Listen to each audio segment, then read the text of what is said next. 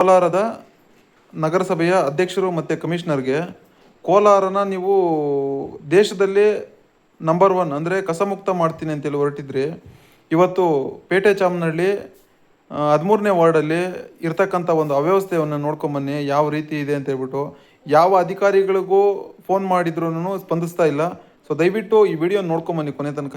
ಮಕ್ಕಳೆಲ್ಲರಿಗೂ ಕಾಯಿಲೆ ಸ್ಟಾರ್ಟ್ ಆಗಿದೆ, ಈ ತರ ಎಲ್ಲ ನಮಗೆ ಅವ್ಯವಸ್ಥೆ ಆಗಿದೆ, ಯಾರು ನಮಗೆ ಪ್ರೋತ್ಸಾಹಿಸ್ತಾ ಇಲ್ಲ, ನಮ್ಮ ಕಷ್ಟಗಳನ್ನ ಯಾರು ಪರಿಹಾರ ಮಾಡಕ್ಕೆ ಮುಂದಾಗ್ತಾ ಇಲ್ಲ. ನಗರಸಭೆ ಅಧಿಕಾರಿಗಳಿಗೆ ಕರೆ ಮಾಡಿದ್ರೆ ನಮಗೂ ಅದಕ್ಕೆ ಸಂಬಂಧ ಬರಲ್ಲ ಅಂತಾರೆ. ಇನ್ನು ಯಾರಿಗೆ ಹೇಳೋಣ ನಮ್ಮ ಒಂದು ಕಷ್ಟಗಳನ್ನ?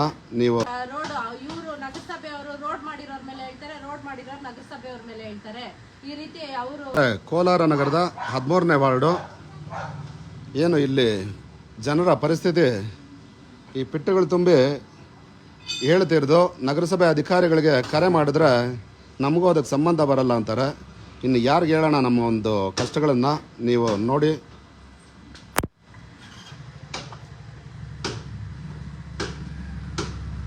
ನೋಡ್ಬೋದು ಒಂದು ವಾರದಿಂದ ಇದೇ ರೀತಿ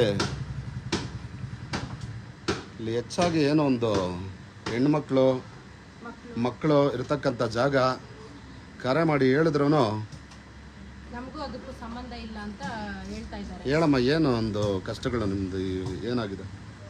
ಆದರ್ಶ ಕಾಲೇಜಿಂದ 13ನೇ ವಾರ್ಡು ಪೇಟೆ ಚಾಮನಹಳ್ಳಿನಲ್ಲಿ ಪಿಟ್ಟೆಲ್ಲ ತುಂಬಿಕೊಂಡು ಒಂದು ವಾರದಿಂದ ಈ ತರ ಹೊರಗಡೆ ಹೋಗ್ತಾ ಇದ್ರು ಕೂಡ ನಾವು ಎಲ್ಲಾ ರೀತಿಯ ಕಂಪ್ಲೇಂಟ್ ಕೊಟ್ಟು ಅವ್ರವರೆಗೂ ಹೋಗಿ ಮಾಹಿತಿ ಕೊಟ್ಟರು ಕೂಡ ಅವ್ರು ಯಾರು ಇದಕ್ಕೆ ತಲೆ ಕೆಡ್ಸ್ಕೊಂತ ಇಲ್ಲ. ನಮಗೂ ಇದಕ್ಕೂ ಸಂಬಂಧ ಇಲ್ಲ ಅಂತ ನಮಗೆ ಇದು ಹೇಳ್ತಾ ಇದ್ದಾರೆ. ಬೆಳಿಗ್ಗೆ ಆದ್ರೆ ನಮ್ಗೆ ಸ್ಮೆಲ್, ಈ ತರ ಮಕ್ಕಳೆಲ್ಲರಿಗೂ ಕಾಯಿಲೆ ಸ್ಟಾರ್ಟ್ ಆಗಿದೆ, ಈ ತರ ಎಲ್ಲ ನಮ್ಗೆ ಅವ್ಯವಸ್ಥೆ ಆಗಿದೆ, ಯಾರು ನಮ್ಗೆ ಪ್ರೋತ್ಸಾಹಿಸ್ತಾ ಇಲ್ಲ, ನಮ್ಮ ಕಷ್ಟಗಳನ್ನ ಯಾರು ಪರಿಹಾರ ಮಾಡಕ್ಕೆ ಮುಂದಾಗ್ತಾ ಇಲ್ಲ. ಇದು ನೋಡಿ ಸ್ವಾಮಿ, ಹಿಂಗಿದೆ ನಮ್ಮ ಪರಿಸ್ಥಿತಿ, ನಾವ್ ಹೆಂಗೆ ಇಲ್ಲಿ ಬದುಕೋದು?